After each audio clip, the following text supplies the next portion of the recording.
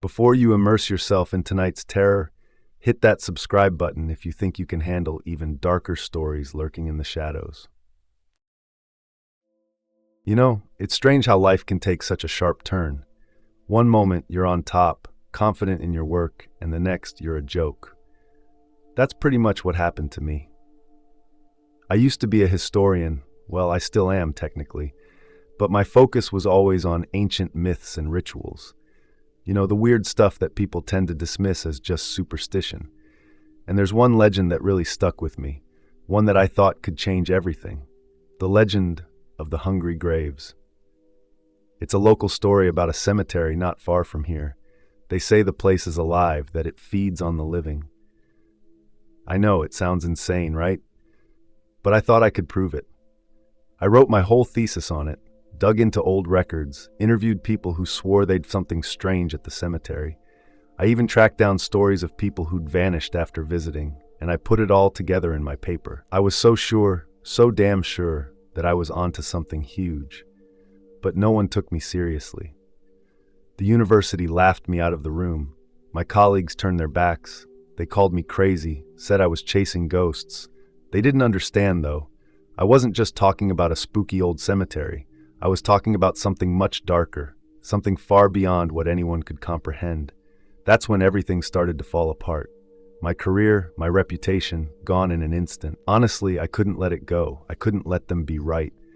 I had to prove that the cemetery wasn't just some old myth. It was real.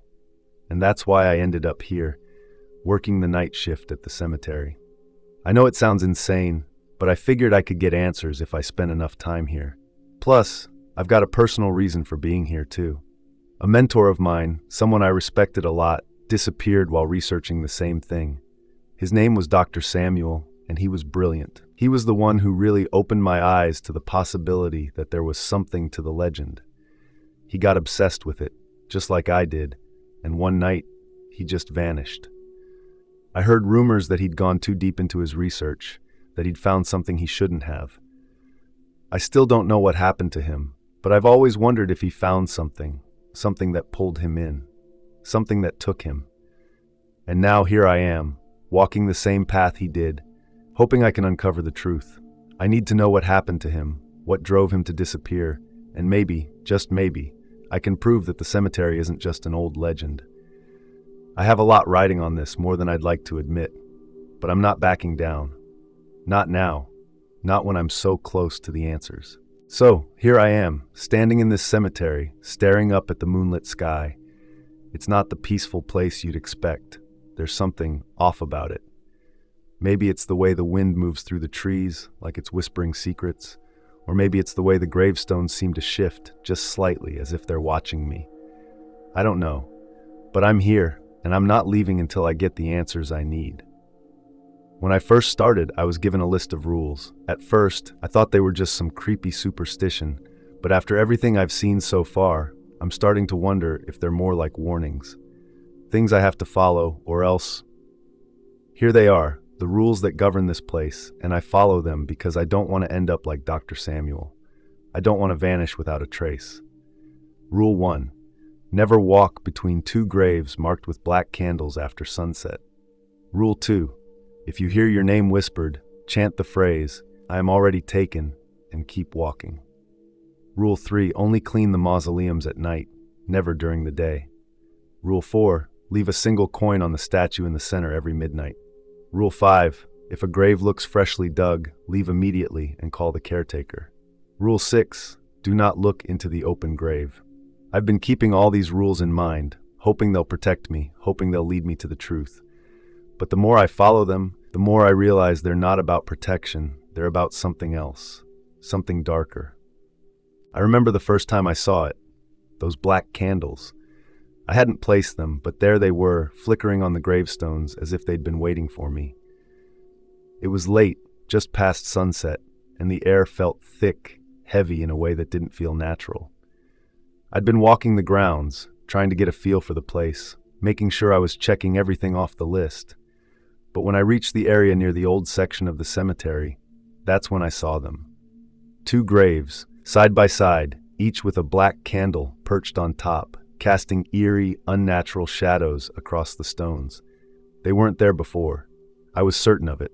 I'd walked this path the night before, and everything had been perfectly normal, or as normal as things could be around here.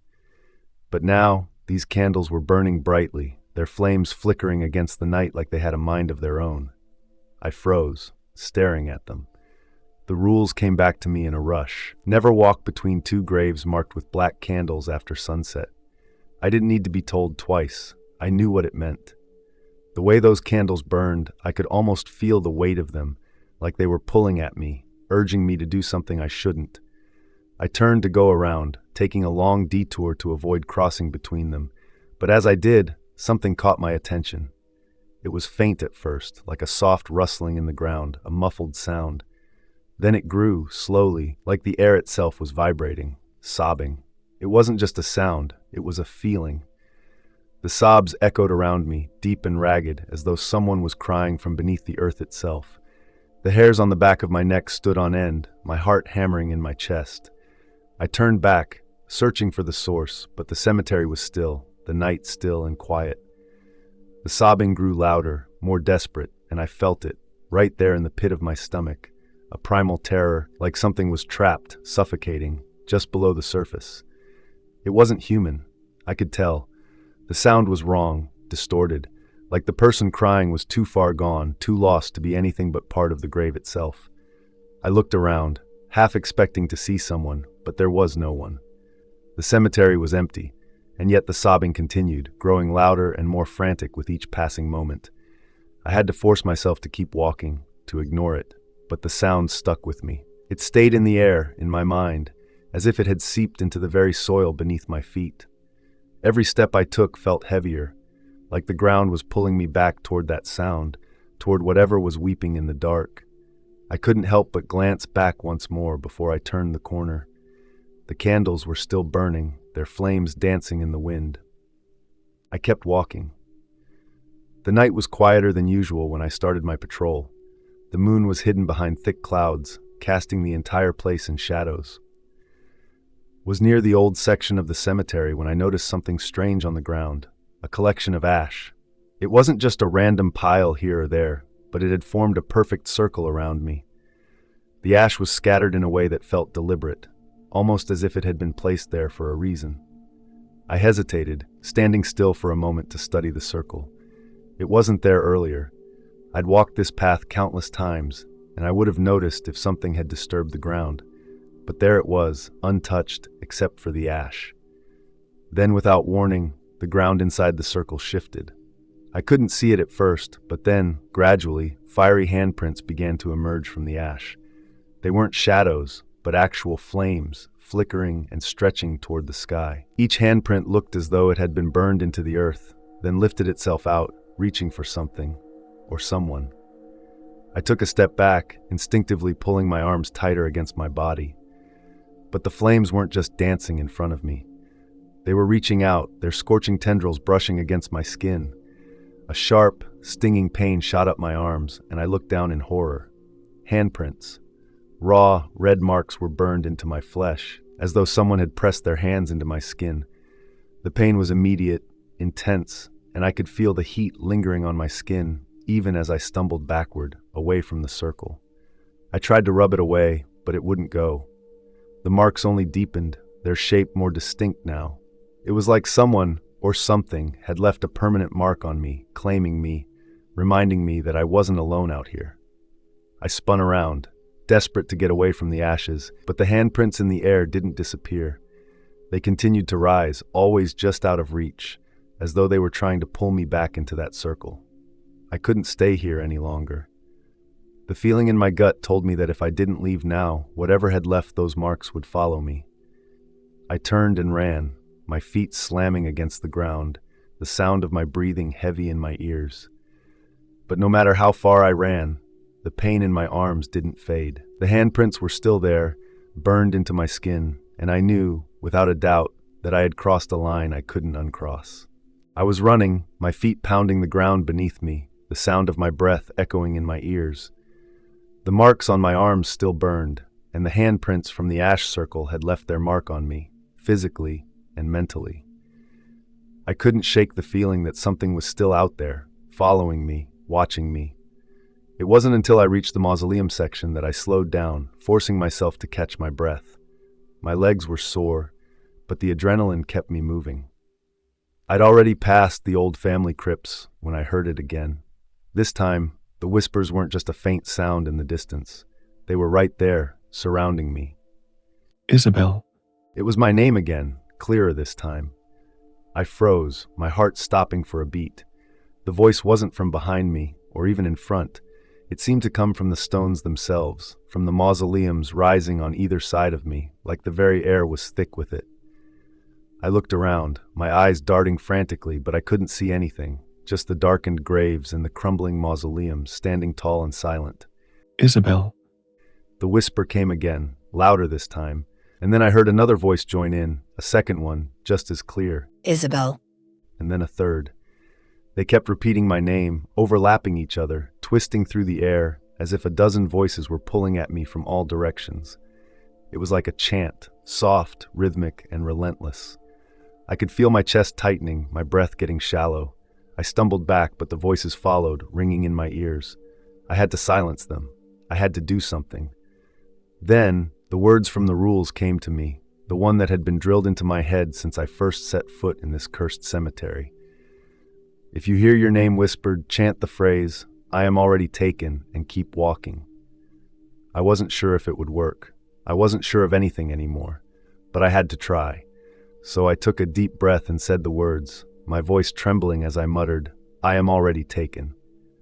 The whispers paused. For a split second, the cemetery seemed to hold its breath. I exhaled, relieved that the voices had stopped. But I wasn't alone for long. The next time they spoke, it was louder, more mocking, more insistent. "I am already taken. I am already taken." I repeated the words, but this time they felt hollow. The voices didn't stop. They grew louder, more insistent.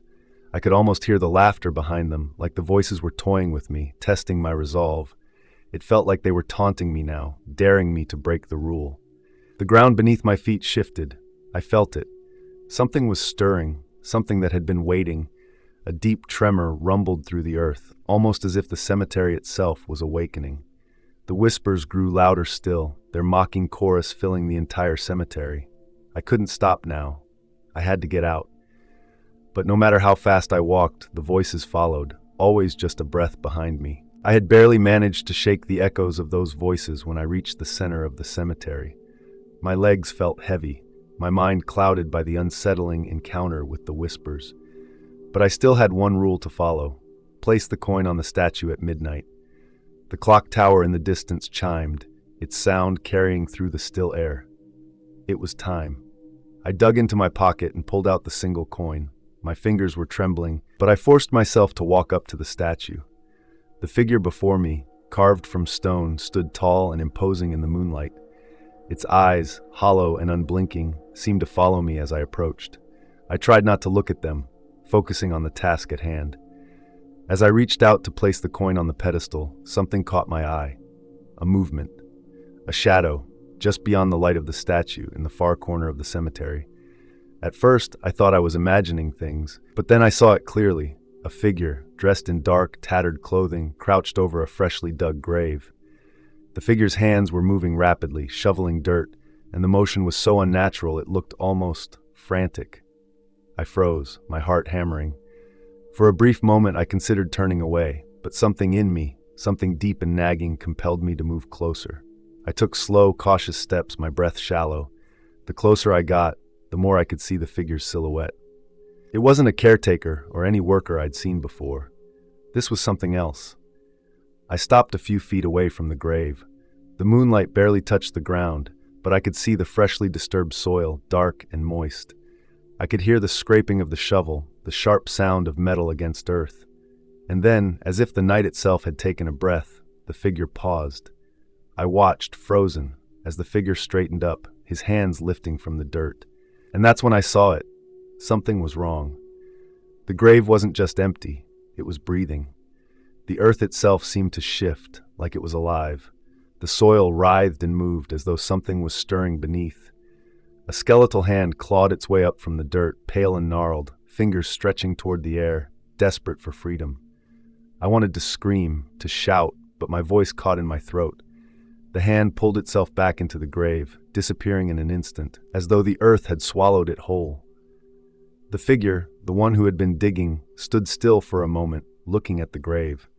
The air felt thick, heavy with something I couldn't name. I dared not move, my body stiff with fear, as I watched the figure retreat back into the shadows. I was left standing alone, my mind racing. What had just happened?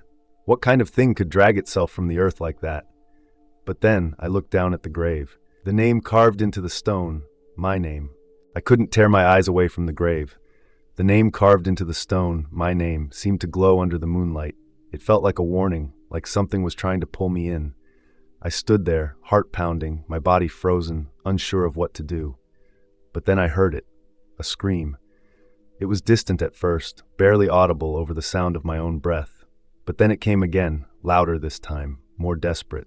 A voice, familiar yet unmistakably distorted. Isabel, help me.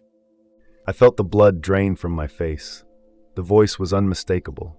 It was Dr. Samuel, my mentor, the one who had vanished all those years ago while researching the very legend I was now tangled in.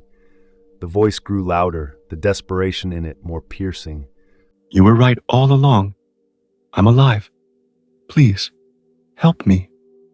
I felt the weight of guilt crash down on me. I had spent years trying to prove the truth of the cemetery's power, pushing aside every warning, every piece of advice. And here, now, was the voice of the man who had once taught me everything I knew about the very thing I had come to investigate. He was alive, or at least he seemed to be. I shook my head, trying to clear the fog clouding my thoughts. The rule flashed in my mind: never look into the open grave. But the voice, it was his voice. He had been right all along. The guilt twisted in my gut, gnawing at me. I couldn't leave him here, not after everything that had happened. With trembling hands, I approached the grave, my feet dragging as if the earth itself was trying to pull me back. I had to know, I had to see if it was really him. I stepped closer, leaning over the edge, my heart racing. The soil was still shifting, the grave alive with movement, and then I saw it. The face, Dr. Samuel's face, but not in any way that I had remembered. It was contorted in agony, his eyes wide and filled with terror. His skin was pale, stretched too tight, and his mouth hung open in a silent scream.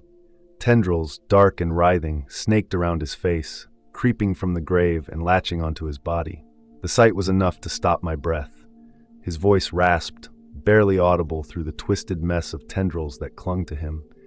His mouth opened again, but instead of words, the sound that came out was a garbled scream, hoarse and guttural. They're waiting for you. He croaked. His eyes locked with mine, and for a brief moment, it felt like he was seeing straight into my soul. I couldn't move. I couldn't pull myself away from him. The grave, the soil, the very air around me felt like it was closing in. Suddenly, the ground beneath us shook. The earth trembled violently as if the very cemetery was enraged by my disobedience. Dr. Samuel's face twisted into a grimace of pain and terror. Don't look back. He whispered, his voice barely audible over the rumbling of the grave. Before I could react, the tendrils pulled him deeper into the earth. His body vanished into the darkness, and the grave slammed shut with a deafening crash. The noise was so powerful, the force of it knocking me back. I scrambled to my feet, my heart racing, but when I looked up, the grave was as pristine as it had been before. No sign of the disturbance. No sign of Dr. Samuel. It was as if nothing had ever happened. I stood there, my mind reeling. I had broken the rule. I had looked. And now, the cemetery had taken him back, erased him from existence as if he had never been there.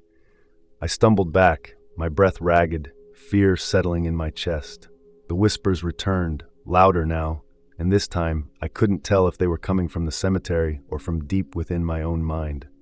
I staggered back from the now sealed grave, my legs trembling beneath me. My mind raced, trying to piece together what had just happened. The cemetery felt different now. The air was heavier, thicker somehow, and every shadow seemed to stretch and shift as if watching me. My thoughts were a chaotic mess, but one thing was clear. This place wasn't just a resting ground for the dead. It was something else entirely. I kept moving, my instincts screaming at me to leave, but where would I even go? The gates were locked, and I couldn't shake the feeling that the cemetery itself wouldn't let me leave even if I tried. I couldn't run, not yet. I needed to understand what was happening. My steps took me toward the central statue, the one where I had been placing the coins each night. The cold stone figure loomed above me, its expression blank yet imposing. For the first time, I noticed something I had overlooked before, a faint groove at the base of the statue. It wasn't random, it was smooth and worn, as though countless coins had slid into it over the years. My stomach twisted as the realization hit me. The coins weren't just offerings. They were payments. But payment for what? I crouched down, my hands trembling as I traced the groove with my fingers. The stone was icy to the touch, and as I pressed harder, I felt a faint vibration beneath my fingertips. It wasn't natural. It was alive. I leaned closer, and that's when I heard it, a faint rhythmic sound, almost like breathing. My heart skipped a beat. The statue wasn't just a statue. It was a part of this place, a nexus of whatever dark force controlled the cemetery. Suddenly, everything started to click. The rules, the coins, the black candles, the graves that seemed to breathe. They weren't just arbitrary warnings or superstitions. They were a system, a way to control something far more powerful than I had imagined.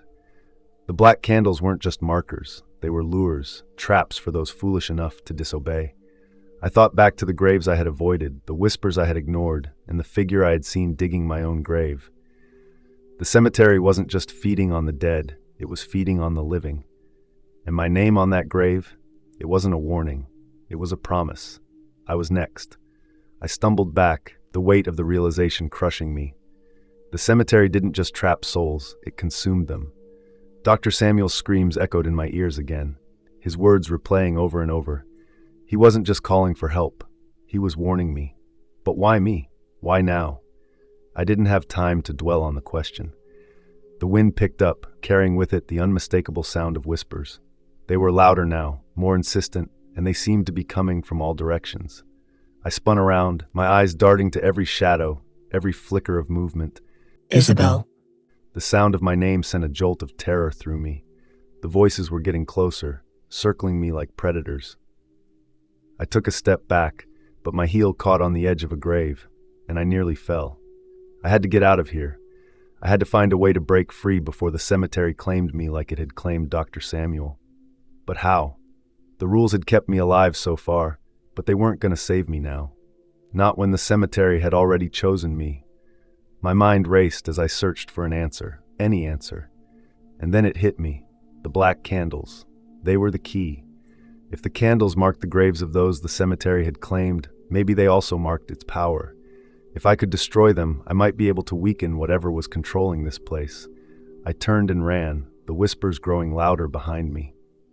My only hope now was to find the black candles and end this once and for all. I sprinted through the cemetery, my breath coming in ragged gasps. The whispers were everywhere now, relentless and deafening, each one a dagger of fear driving me closer to madness. My only hope, my last desperate gamble, was to destroy the black candles. They weren't hard to find. The eerie glow of the flames stood out starkly against the darkness, their light flickering unnaturally, as though alive. I skidded to a halt in front of a pair of graves marked with the cursed candles. The flames seemed to reach for me, their glow pulsating in time with the whispers. I dropped to my knees, fumbling for the lighter I had in my pocket. My hands shook so badly I almost dropped it. The cemetery seemed to hold its breath, the air thick with anticipation. This was it, my final chance to break free. The first flame caught instantly, the black wax hissing as it melted. The candle's light flared brightly before extinguishing, leaving only a charred stump. I moved to the second candle, my heart pounding as I struck the lighter again. The flame danced wildly as if resisting, but I held it steady. As the second candle burned, the ground beneath me began to tremble. A low, guttural sound rose from the earth, a noise so deep it seemed to vibrate through my very bones. I staggered back, my eyes wide with terror as the graves around me began to shift and crack. A voice, deep and otherworldly, rumbled through the air. "You dare disturb the balance?" The ground split open, and from the darkness emerged a figure, a monstrous amalgamation of shadows, its form ever shifting, its presence suffocating. It towered over me, a mass of writhing tendrils and hollow eyes that seemed to pierce straight into my soul. I stumbled back, falling onto the damp grass. The entity moved closer, its tendrils brushing against the ground, leaving trails of blackened earth in their wake. The whispers had stopped now, replaced by a deafening silence that was somehow worse. "You cannot destroy me," the voice boomed, resonating from everywhere and nowhere. "This place is mine. You are mine." I tried to scream, but no sound came out. The shadows surged forward, engulfing me in their cold, unrelenting embrace. My vision darkened, the world around me dissolving into nothingness. The last thing I saw was the central statue, its blank eyes now glowing with an eerie light, as though watching in triumph. And then there was only darkness. Thanks for watching. If you enjoyed the story, please subscribe for more creepy tales.